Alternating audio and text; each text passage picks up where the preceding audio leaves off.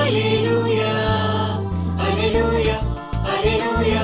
ఇది సమయం, ఓ మీరు మన్నా సమయం, ఉదయకాలపు బంగారు వాక్య వాగ్దాన సమయం.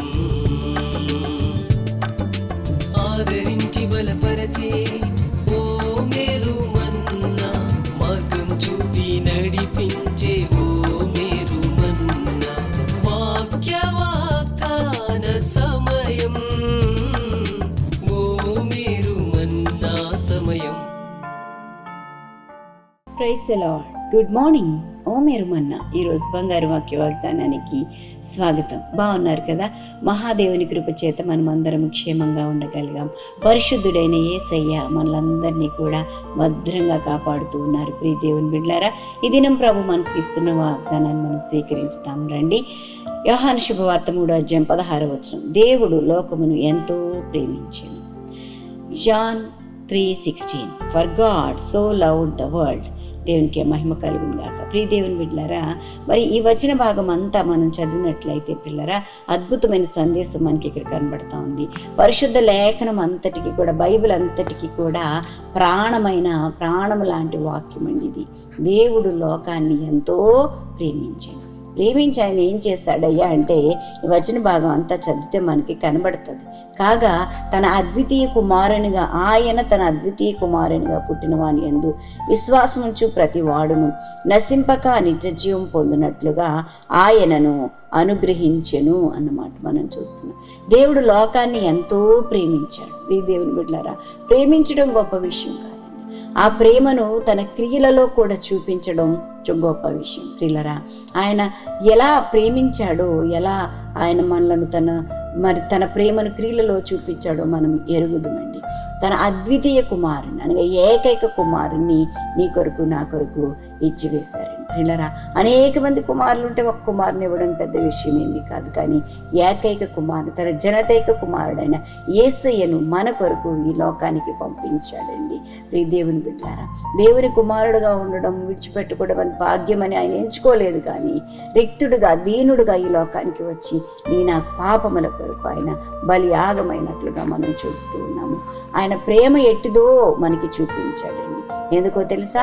నీకు నాకు శాశ్వత జీవాన్ని ఇవ్వడానికి, శాశ్వత నరకాన్ని తప్పించడానికి అన్న సంగతిని మనం గ్రహించాలి.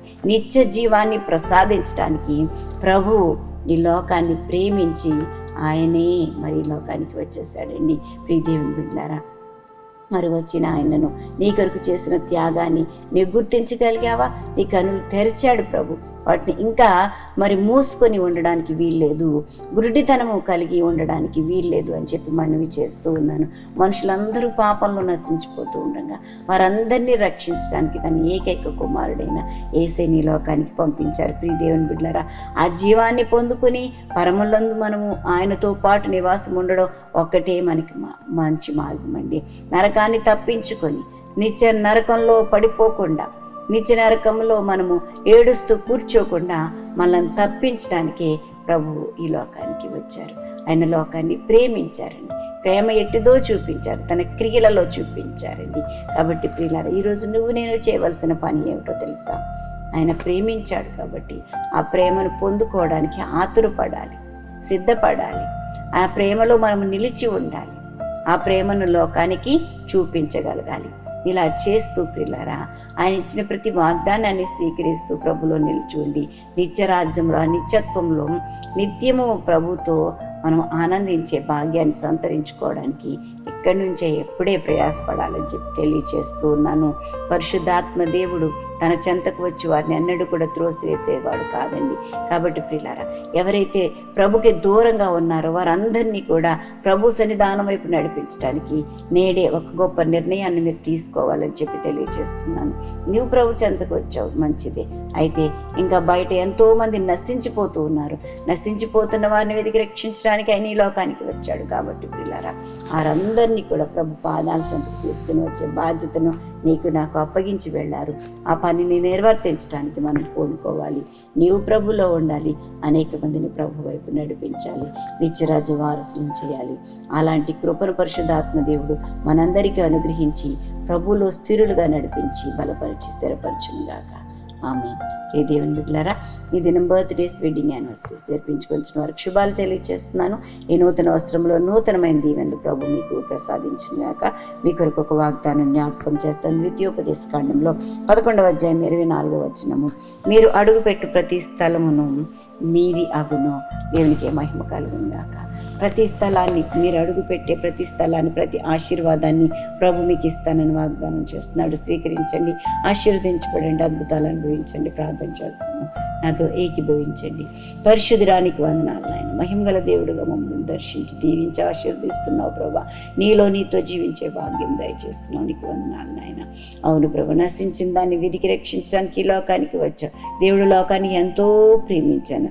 ఆ ఎంతో అన్న మాటలో ప్రభా నాయన ఇంకెంతో ఉన్నది. ఎన్నో క్రియలు, ఎన్నో గొప్ప కార్యాలు నాయన. నువ్వు ఎంత ప్రేమించావో ప్రభు. నీ ప్రేమకు అంతే లేదు నాయన. నీకు స్తోత్రాలు నాయన. పాపులము, నీచులము, దౌర్భాగ్యులమే, నీకు లేనటువంటి వారమైన మమ్మల్ని కనికరించావు ప్రభా. నీ సొత్తుగా చేసుకున్నావు. నీ కృపలన్నిటినీ మా పైన చూపటం మానని దేవుడుగా ఉన్నావు నాయన. నీ ప్రేమ కొరకే, నీ త్యాగం కొరకే నీకు వందనాలు చెల్లిస్తున్నాను నాయన. నీ గొప్పతనం, నీ మంచితనం, నీ పరిశుద్ధతను బట్టి నీకు వందనాలు చెల్లిస్తున్నావు. నీ వలే బ్రతికే భాగ్యం మాకు అనుగ్రహించండి ప్రభా. ఇంకా నాయన బయట నశించిపోతున్న ప్రజలందరినీ నీ సన్నిధానం నడిపించగలిగే ఆ శక్తి సామర్థ్యాలు, జ్ఞాన వివేచనాత్మలు ప్రతి ఒక్క బిడ్డకు అనుగ్రహించండి. ఈ దిన దీవెనలను అనుగ్రహించండి. ప్రయాణాల్లో, పనుల్లో, ఉద్యోగ ధర్మాలు నిర్వర్తించడంలో మీ సన్నిధి తోడుగా ఉంచండి.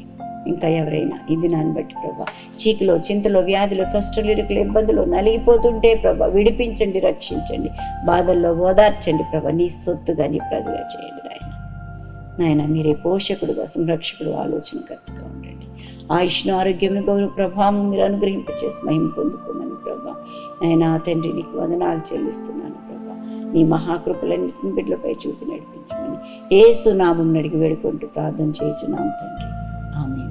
మన తండ్రి అయిన దేవుని ప్రేమ, కుమారుడైన యేసుక్రీస్తు కృప, పరిశుద్ధాత్మ దేవదేవుని ఉన్న సహవాసం బిడ్డలెల్లరికూ సదా తోడై ఉండునుగాక. ఆమేన్. Have a wonderful day. God bless you.